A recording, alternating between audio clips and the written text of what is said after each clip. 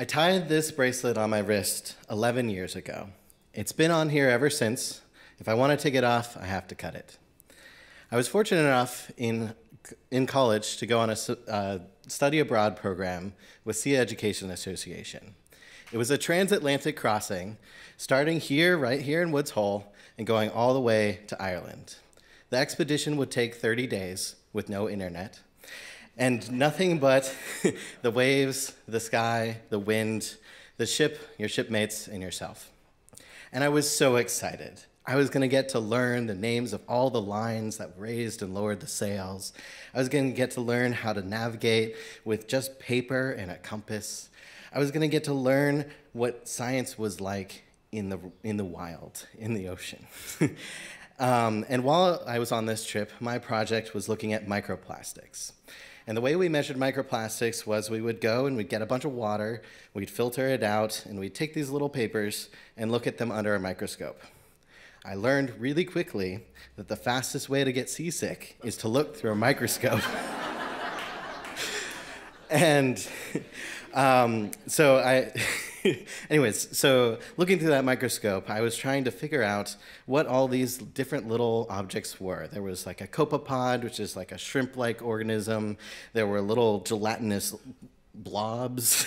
Sometimes there were brightly colored specks that were, oh, that's clearly a microplastic.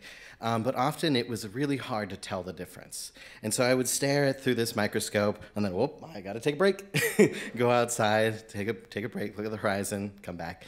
And I repeated this on, and I got slowly more time looking at the microscope. But throughout this 30-day expedition, it bothered me.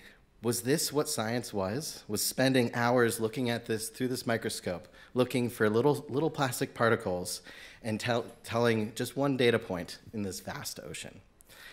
And how was I to know that these little specks were microplastics? And how was I to compare with my lab mates, with scientists across the country, across the world? And so when I got off the ship and we had our sort of end of trip ceremony and tied these bracelets on ourselves, I made a promise to myself that I would work on this problem. And specifically that I would work on trying to make a microplastic sensor so that no poor sad student had to look through a microscope again. And so fast forward another few years, I ended up here at Woods Hole in grad school. And it's my first semester, and it's time to suggest this idea to my advisor. And she's this hotshot scientist, and I'm just starting out, and I'm so nervous. And so I had built myself up over a few days, had exactly what I was going to say, and I'm ready to go into this meeting. I'm pacing back and forth, and I open the door, and I just word vomit. I say everything really, really fast, and she calmly nods and listens. And when I finally finish, she says, "Yeah, that's a great idea. Let's write a proposal." And so we ended up getting some funding, and we built the first try at this system using an optical technique, using infrared light to detect microplastics. Now, there's a major problem with this plan. Water's really good at absorbing infrared light. And so we ended up needing to use this really powerful light source to do it. And long story short, it just didn't work. And so at the end of that stage, I was ready to cut this bracelet off. And I was so discouraged and ready to quit. But then the bracelet was there, and it had been there for 5 years. Might as well keep it on, right? And I decided I'd made this commitment to myself, and that I would keep it and carry on. And so fast forward another few years, I've got a new idea. Let's use electricity instead.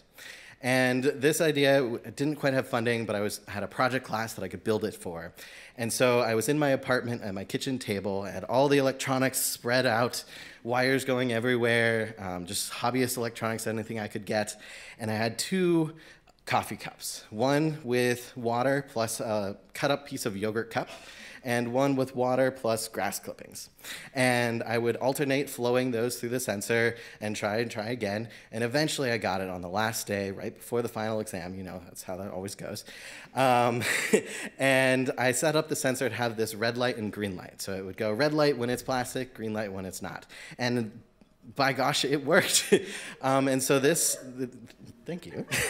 um, and so this idea was enough of a proof of concept that we could take it on and leverage it to get some more funding, and I could spend more and more time working on it. And I'm proud to say I get to work on it all the time now.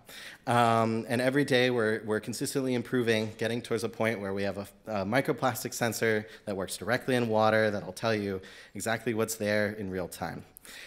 But I'm still not there yet. Every day I'm getting closer and closer to the day I get to cut this bracelet off.